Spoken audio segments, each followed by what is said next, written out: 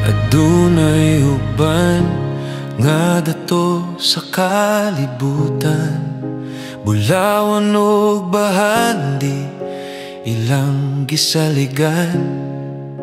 Apan sa ilang kasing-kasing walay kalinaw, kay ang Ginoo wala nila gimahal.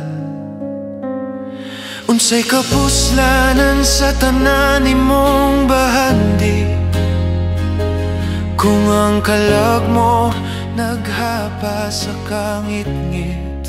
Ang tinuod nga kabus dili tunggod sa bulsa, kundili kung ang Ginoo wala sa imong kasing-kasing.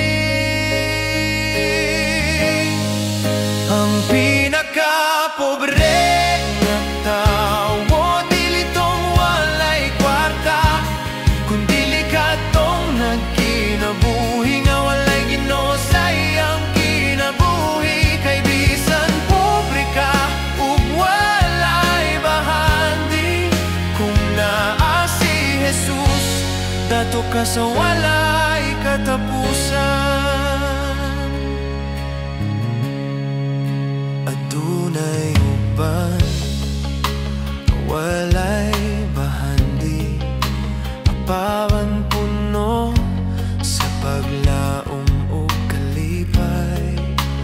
Kay ang Ginoo mao ilang kusog ug dalangpan, bisan sa kalisod sila lig-on ug ganunay.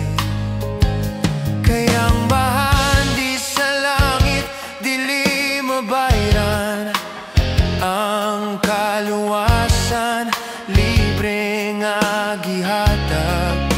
Maong mapanalanginan ang nakakaplag ni Kristo nga mao ang tinuod nga bahandi sa tibuok kinabuhi.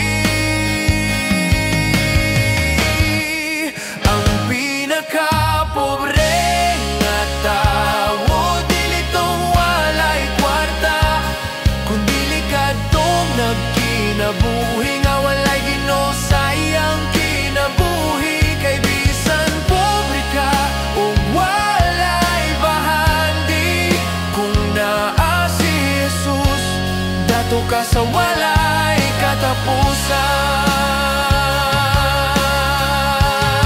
Bisan unsay ranggo nimo, bisan unsay naan nimo, kung walay Ginoo walay direksyon. Apan kung siya ang imong Ginoo, bisan gamay ra imong naa, puno ka sa grasya ug panalangin.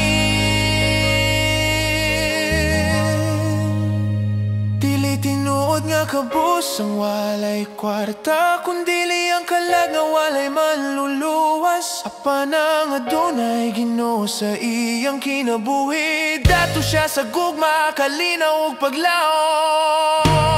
Ang pinakapobre nga tao dili tong walay kwarta, dili ka tong nagkinabuhi nga walay Ginoo sa iyang kinabuhi. Kay bisan pobre ka ug walay bahandi, kung naa si Jesus dato ka sa walay katapusan.